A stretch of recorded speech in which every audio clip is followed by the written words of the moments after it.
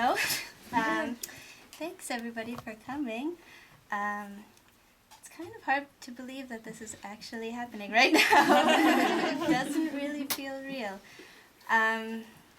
So, sort of started as like a grain of an idea, and then it just started happening, thanks to some really wonderful actors. Some people who have never acted on stage before, so I'm pretty sure. So yeah, I'm sure you guys are a forgiving audience, but don't apologize. Usually we like anything that goes wrong because it's funny. And please turn off all your cell phones or pagers. How are we supposed to Instagram it then? Yeah, Instagram. It's being filmed, isn't that enough? No, we all need to. Do I have anything else to say? Yeah, thanks for coming. Enjoy the show. Oh, wait a second. I forgot to actually say what the show is. I'm a basket of nerves. I'm sorry. Thank you. This is an adaptation, heavily adapted, many lines cut. So if you've read this since you were a little kid and you know it off by heart, I'm sorry, but there's some things that won't be there. But there are other things that will. And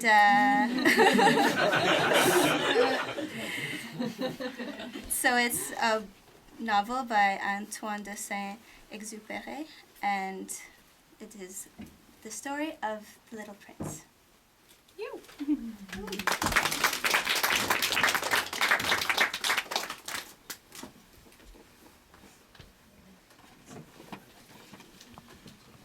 Once, when I was 6, I saw a magnificent picture in a book about the jungle. It showed a boa constrictor swallowing a wild beast. In those days, I thought a lot about jungle adventures, and eventually managed to make my first drawing using a colored pencil. My drawing number 1 looked like this. I showed the grown-ups my masterpiece, and I asked them if my drawing scared them. They answered, "Why would we be scared of a hat?" My drawing was not a picture of a hat. It was a picture of a boa constrictor digesting an elephant. The grown-ups advised me to put away my drawings of boa constrictors and apply myself instead to geography, history, arithmetic, and grammar. And that is why I abandoned, at the age of 6, a magnificent career as an artist. So then I had to choose another career, and I learned to pilot airplanes. I have flown almost everywhere in the world. I have spent lots of time with grown-ups. I have seen them at close range, which hasn't much improved my opinion of them. Whenever I encountered a grown-up who seemed to me at all enlightened, I would experiment on him with my drawing number 1. I wanted to see if he really understood anything, but he would always answer, "That's a hat." Then I wouldn't talk about boa constrictors or jungles or stars. I would talk about bridge and golf and politics and neckties. And my grown-up was glad to know such a reasonable person. So I lived all alone, without anyone I could really talk to, until I had to make a crash landing in the Sahara Desert 6 years ago.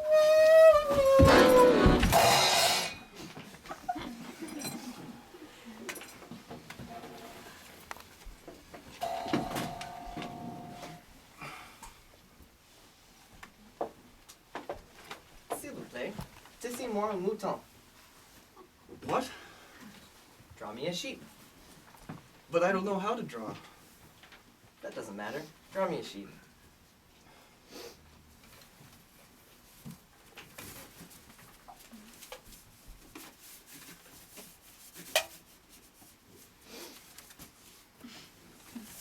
Oh, no.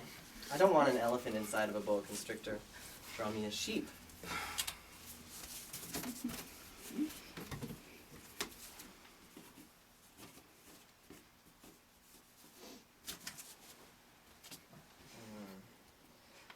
The sheep's quite sick.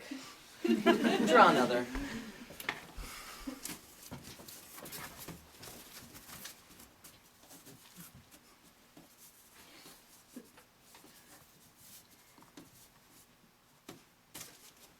This one's too old. I want a sheep to live a long time.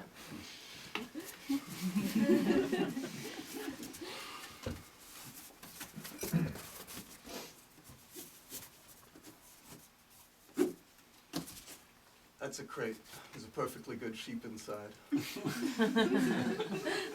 That's just the one I wanted. And that is how I made the acquaintance of the Little Prince.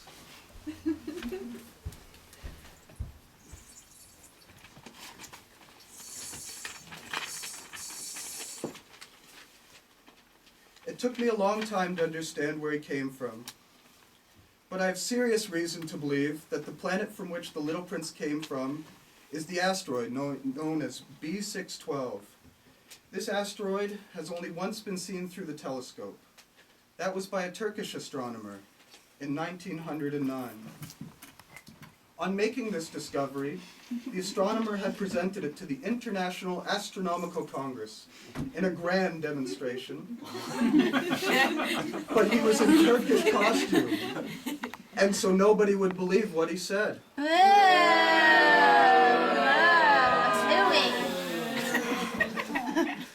Grown-ups are like that. So in 1920, the astronomer gave his demonstration all over again. This time, he was dressed in impressive style and European elegance.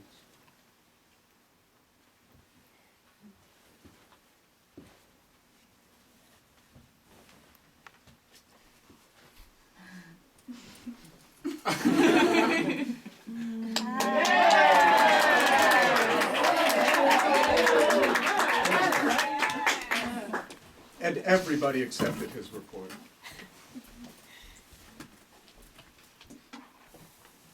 If I've told you about these details, about the number of the asteroid and the number of the years, it is on account of the grown-ups and their ways.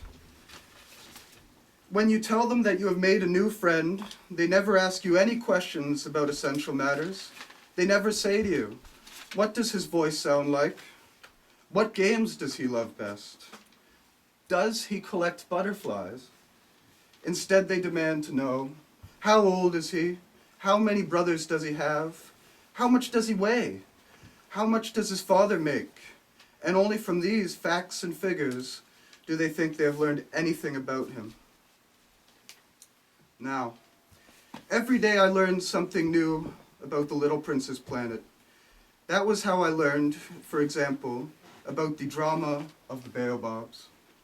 Now, there were some terrible seeds on the planet that was the home of the Little Prince, and these were the seeds of the baobab. The soil of that planet was infested with them. A baobab is something you will never, ever be able to get rid of if you attend to it too late. It spreads over the entire planet. It bores clear through with its roots. And if the planet is too small and the baobab seeds are too many, the baobabs will split it into pieces. Thus, the Little Prince's need for a sheep.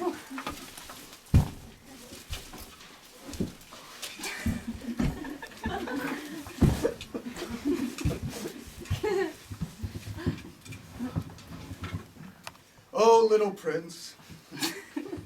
Gradually, this is how I came to understand your sad little life. For a long time, your only entertainment was the pleasure of sunsets. I learned this new detail when you told me. I really like sunsets. Let's go look at one now. But we have to wait. For what? Well, for the sun to set, for one. I keep thinking I'm on my home planet. Right, because your planet was so small, all you had to do was move your chair a few feet. You could watch the sunset all day. One day, I watched the sunset 44 times. You know, When you're feeling very sad, sunsets are wonderful.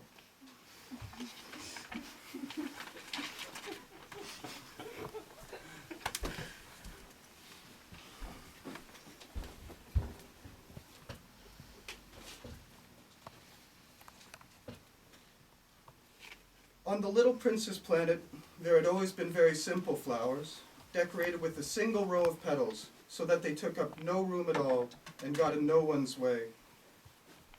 But this one had grown from a seed brought from who knows where, and the little prince had kept a close watch over a sprout that was not like any of the others. This sprout soon stopped growing and began to show signs of blossoming. And then one morning, Oh, excuse me, I'm hardly awake. I'm still all untidy. How lovely you are.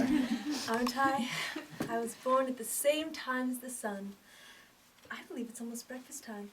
Would you be so kind as to tend to me? she had soon begun tormenting him with her rather touchy vanity. I'm ready for tigers with all their claws. There are no tigers on my planet. And besides, tigers don't eat weeds. I am not a weed! Forgive me. I'm not at all afraid of tigers, but I do have a horror of drafts. You wouldn't happen to have a screen? After dark, you must put me under glass, for it's so cold on this planet, where I come from. But suddenly she broke off. She had come here as a seed. She couldn't have known anything of other worlds. That screen? I was gonna get you one, but you were talking to me. I should never have listened to her. One must never listen to flowers.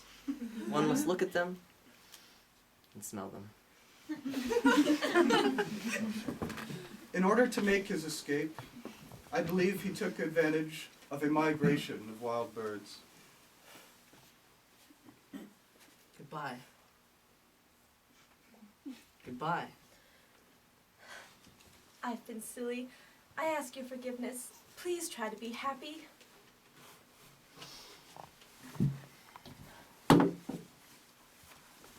Get that thing away from me. I don't want it anymore. But you're cold. My cold is not that bad. The night air will do me some good. I'm a flower. Now, don't hang around like this. It's irritating. You've made up your mind to leave. Now go. For she didn't want for him to see her crying. She was such a proud flower.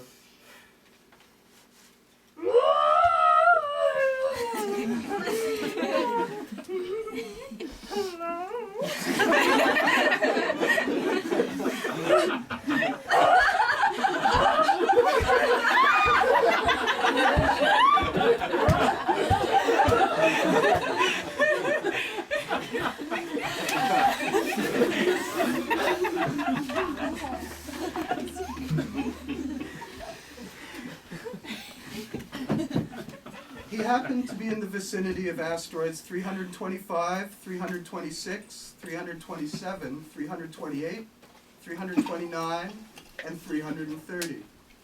So he began by visiting them to keep himself busy and also to learn something.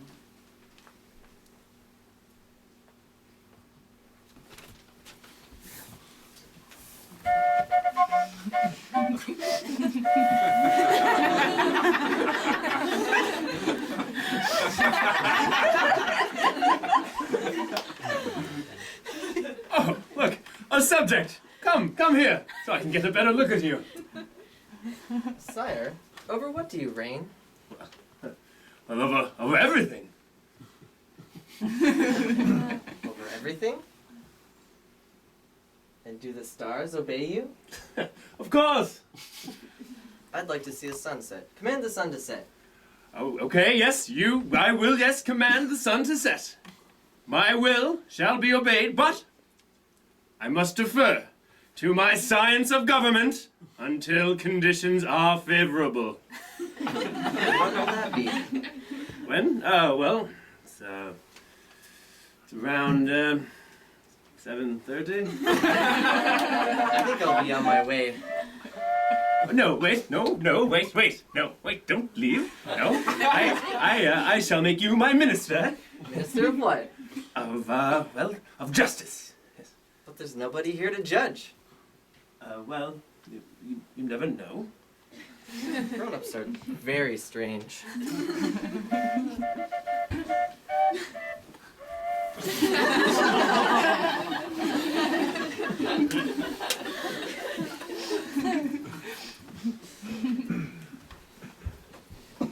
The second planet was inhabited by a very vain man.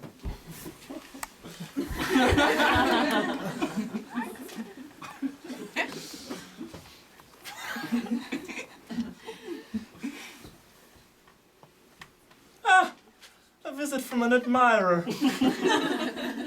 Hello. That's a funny hat you're wearing. It is for acclamations. Huh? Fortunately, not many people come this way. Clap your hands. Clap your hands.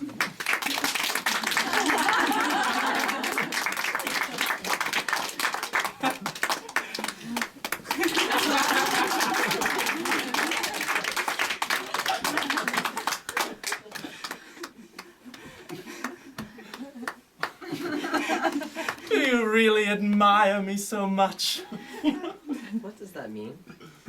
To admire is to acknowledge that I am the handsomest, the best dressed, the richest, and the most intelligent man on the planet. But you're the only man on the planet. Do me this favor. Admire me all the same. I admire you. But what is there about my admiration that interests you so much? Grown-ups are certainly quite strange.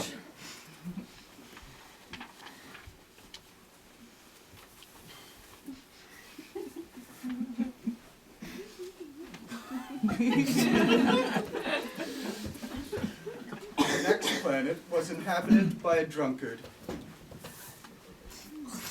Not me.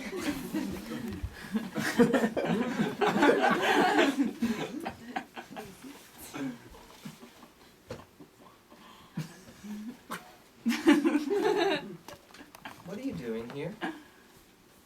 Drinking. Why are you drinking? To forget. To forget what? To forget that I'm ashamed. What are you ashamed of? I'm drinking!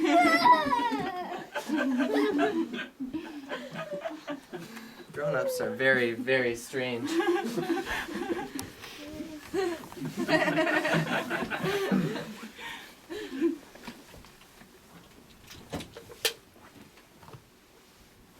The fourth planet belonged to a businessman.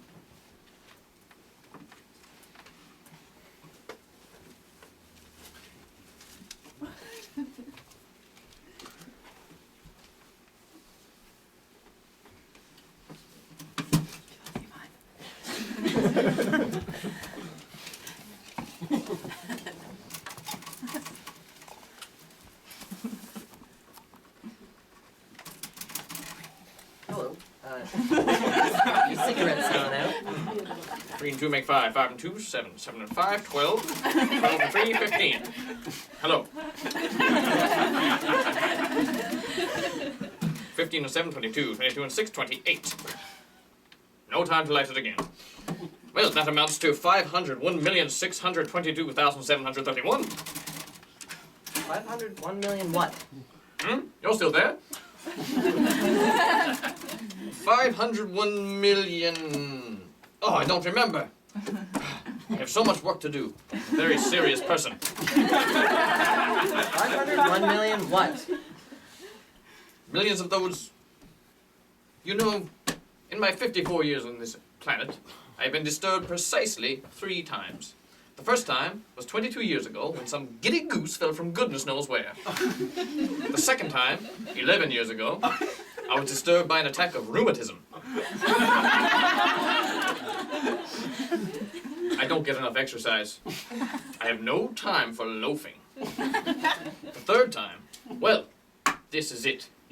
Now, as I was saying, 501 million Millions of what? Millions of those little objects one sometimes sees in the sky. Flies? No, the little glittering objects. Bees? No, the little golden object that set lazy men to idle dreaming. Ah, you mean the stars. Yes, that's it, the stars. And what do you do with millions of stars? What do I do with them? Nothing. I own them. You own the stars? Yes. And what good does it do you to own the stars? It does me the good of being rich. And what good does it do you to be rich? It allows me to buy other stars. How can somebody own the stars? Well, to whom do they belong? I don't know. To nobody. Ah, then they belong to me because I thought of it first. And what do you do with them? I manage them. I count them, and then I count them again. It's difficult work, but I'm a serious person. I can pick a flower and take it away with me, but you can't pick the stars. No, but I can put them in a bank. And what does that mean? That means I write the number of my stars on a little slip of paper, and then I take that little slip of paper and I lock it in a drawer.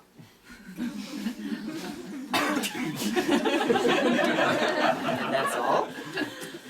That's enough. Grown-ups are certainly quite strange.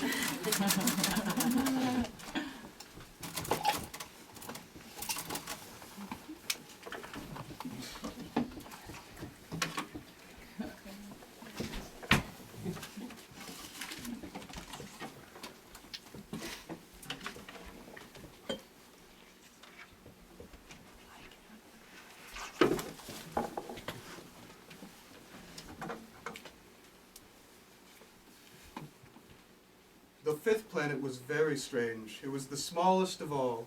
There was just enough room for a street lamp and a lamplighter.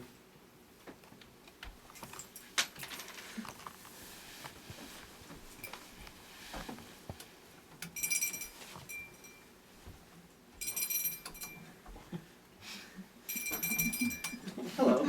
Why have you just put out your lamp? Orders What orders? to put out my street lamp.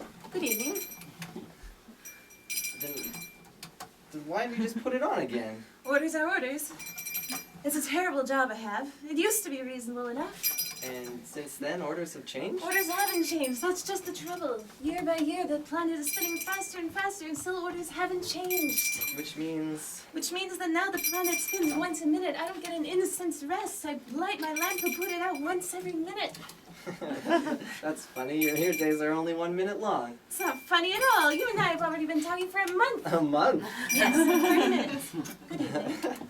You know, if you wanted to take a break, all you'd have to do is go for a walk, and the day would last as long as you wanted to. Well, what good does that do me when the one thing I want to do in life is sleep? Then you're out of luck. I am. Good evening.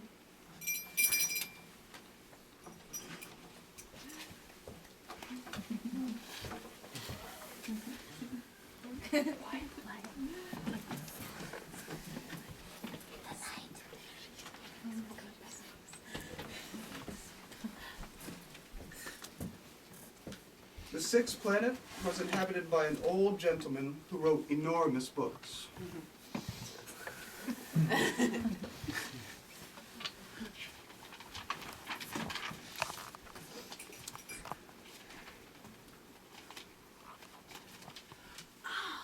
Explorer. What's that big book you have there? I'm a geographer. What's a geographer? Well, a geographer is it's a scholar who knows where the rivers are and the lakes and the oceans and the rivers, where they are, all of them. Your planet's very beautiful. Does it have any oceans? I couldn't say. Oh. And any mountains? I couldn't say. And any know, I couldn't tell you. But you're a geographer. That's right. But I'm not an explorer. There's not one explorer on my planet. A geographer. It's far too important to go wandering about. Never leaves his study, and but he does, welcome explorers into his study, and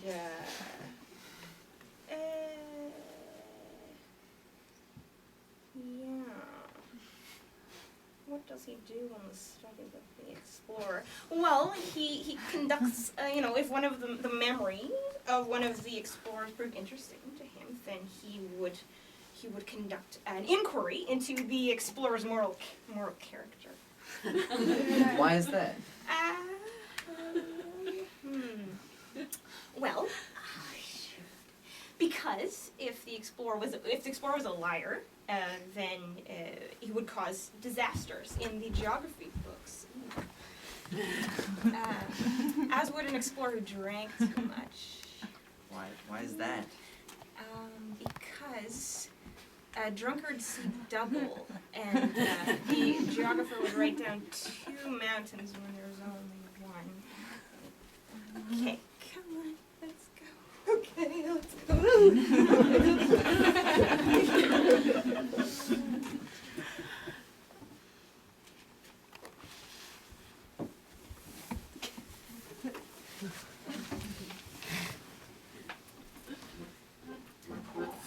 The 7th planet, then, was the Earth.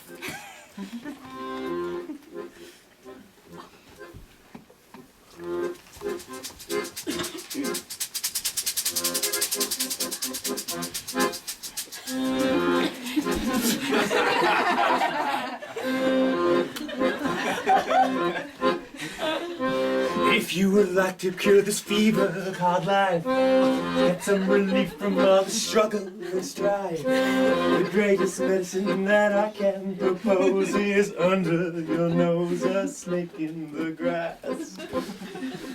If you would like a place where life never goes, where you can leave your body home in your clothes, the finest travel agent you'll ever meet is under your feet, a snake in the grass. One sting, you'll be saying bye to all of your friends. One sting, you'll be singing as your spirit ascends. All's well that ends. A snake in the grass. A snake in the grass. A snake in the grass.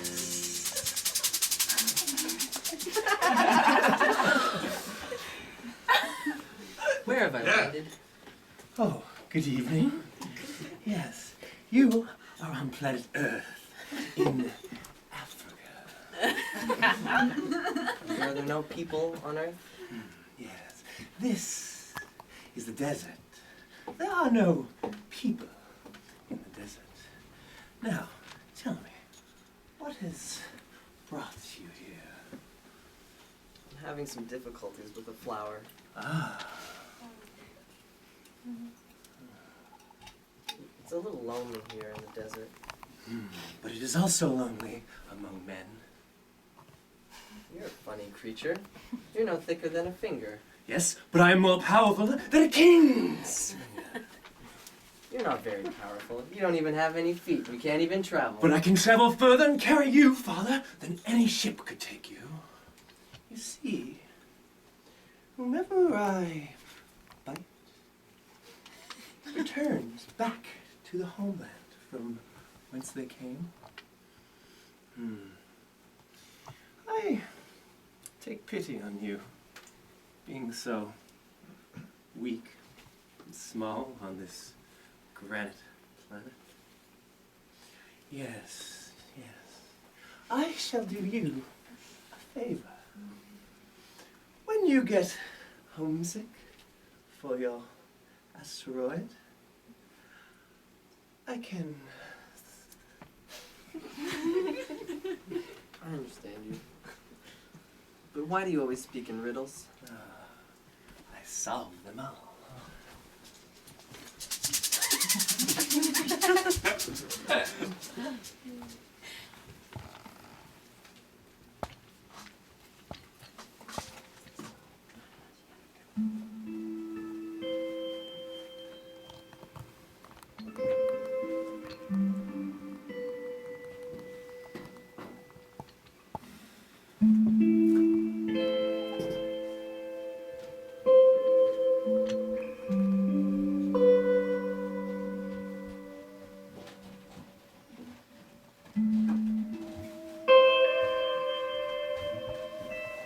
Good morning.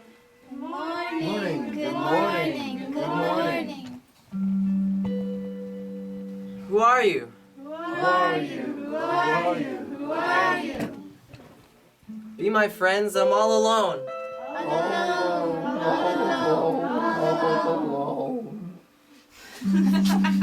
Earth is such a queer planet.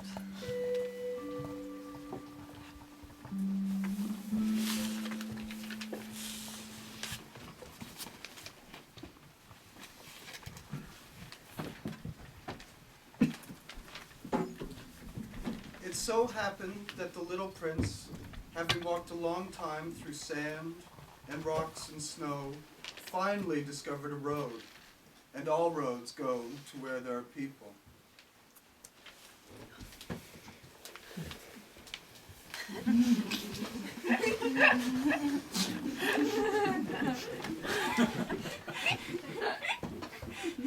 Good morning. Good morning. Who are you? We're roses. Oh, His flower had told him she was the only one of her kind in the whole universe. And here were 5,000 of them, all just alike, all in one garden.